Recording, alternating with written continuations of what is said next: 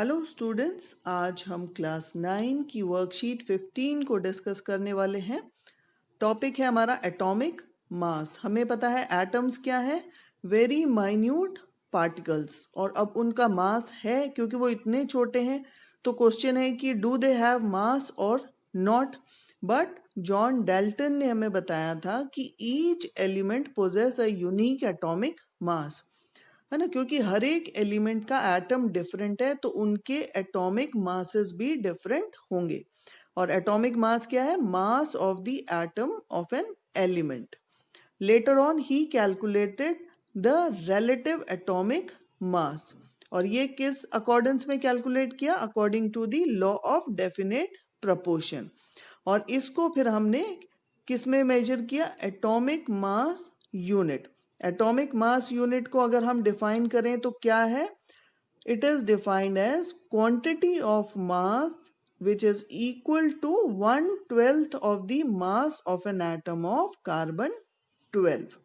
हाँ, जैसा कि आप एग्जाम्पल में भी देख रहे हैं, अगर यहाँ पर हम वाटरमेलन का एग्जाम्पल लें, अगर वाटरमेलन को हम 12 इक्वल हाफ्स में डिवाइड कर दें तो उसका जो वन पार्ट है या एक स्लाइस उसका जो है, that resembles the atomic mass of hydrogen. अब ये जो एटम है, क्या ये फ्री स्टेट में एग्जिस्ट करता है? नहीं, क्योंकि ये एटम्स जो हैं ये हाईली रिएक्टिव होते हैं और इंडिपेंडेंटली एग्जिस्ट नहीं करते, इसीलिए ये इंडिपेंडेंट नहीं रहते। या तो ये मॉलिक्यूल्स में कन्वर्ट हो जाते हैं या आयंस के फॉर्म में। तो यहाँ पर हम एटॉमिक मास देख रहे हैं, हाइड्रोजन का 1, carbon 12, nitrogen 14। Generally atomic masses को हम कंसिडर कर सकते हैं उसमें number of protons plus number of neutrons. तो अब जैसे हम बात कर रहे थे कि मॉलिक्यूल्स क्या है, कि सेम एटम्स जो इंडिपेंडेंटली एग्जिस्ट नहीं करते वो कंबाइंड होके मॉलिक्यूल फॉर्म कर रहे हैं। फॉर एग्जांपल ऑक्सीजन, हाँ, अगर O है उसका सिंबल तो वो इंडिपेंडेंटली एग्जिस्ट नहीं कर रहा, वो दूसरे ऑक्सीजन एटम के साथ कंबाइन करके ऑक्सीजन मॉलिक्यूल फॉर्म कर रहा है। अभी जैसे हम शीट में भी देख रहे हैं कि एटम्स जो हैं ये हाईली रिएक्टिव होते हैं और फ्री एग्जिस्ट नहीं करते, है ना। लेकिन जो नोबल गैसेस हैं, क्योंकि वो अनरिएक्टिव हैं और इसीलिए वो फ्रीली एग्जिस्ट करती हैं। For example helium, neon, argon. और एटम्स जो है वो या तो पॉजिटिव आयंस के फॉर्म में और या नेगेटिव आयंस के फॉर्म में रहते हैं। तो पॉजिटिवली चार्ज, जैसे आप एग्जांपल देख रहे हैं, Ca positive, sodium ion, potassium ion. Negatively charge थे क्लोराइड। अब क्वेश्चंस को अगर हम स्टडी करें तो फर्स्ट हमारा क्वेश्चन कह रहा है कि is atomic mass same? No, every element अलग है, उसके एटम्स अलग हैं, तो definitely atomic mass will be different. Second question, atomic mass unit क्या है? Defined as quantity of mass equal to 1/12 of the mass of an atom of carbon. Examples में हम ले सकते हैं, जैसे हाइड्रोजन, उसका एटॉमिक मास यूनिट 1 है, नाइट्रोजन 14, ऑक्सीजन 16। हाँ, तो ये डिफरेंट एग्जाम्पल्स हम इसमें ले सकते हैं। Third question, atom do not exist independently in nature, क्योंकि वो हाईली रिएक्टिव होता है और वो एग्जिस्ट नहीं करता इंडिपेंडेंटली। और एग्जाम्पल्स उसके हैं जैसे नोबल गैसेस, वो जनरली अनरिएक्टिव हैं, तो एग्जाम्पल्स आ जाएंगे हीलियम, नियॉन, आर्गन। और फोर्थ क्वेश्चन में charges present on the ions, जैसे कैटायंस हैं उसके ऊपर पॉजिटिव चार्ज है और एनायंस के ऊपर नेगेटिव चार्जेस प्रेजेंट हैं। एक बार इस वर्कशीट 15 को हम हिंदी में भी देख लें। परमाणु क्या है? इतने नन्हे कण हैं जो हमें सूक्ष्म आंखों से दिखाई नहीं देते। और क्या ये इतने छोटे हैं? क्या इनका द्रव्यमान होता है?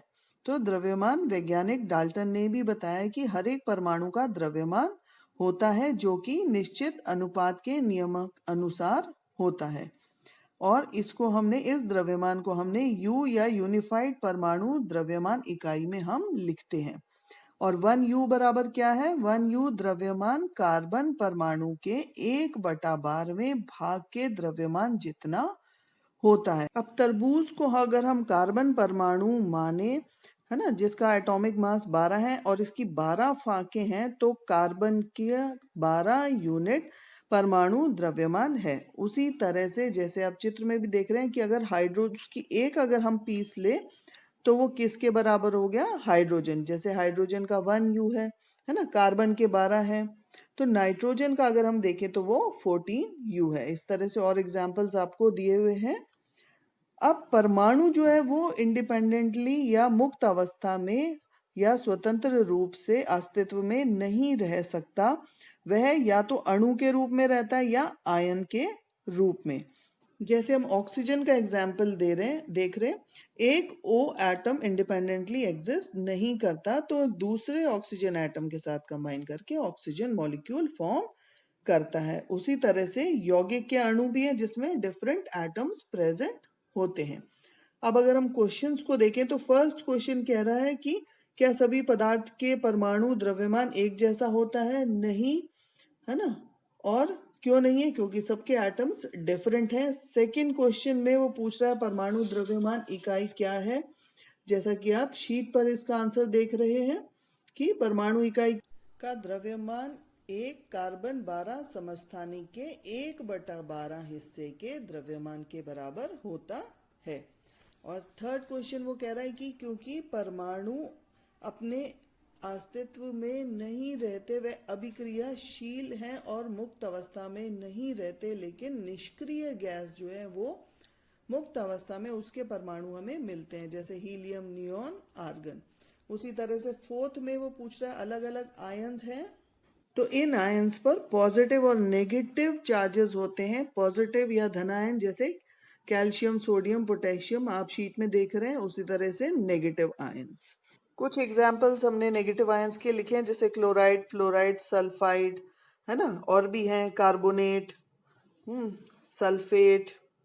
तो होप स्टूडेंट्स ये वर्कशीट आपको क्लियर होगी। Do subscribe the channel and thank you for watching it.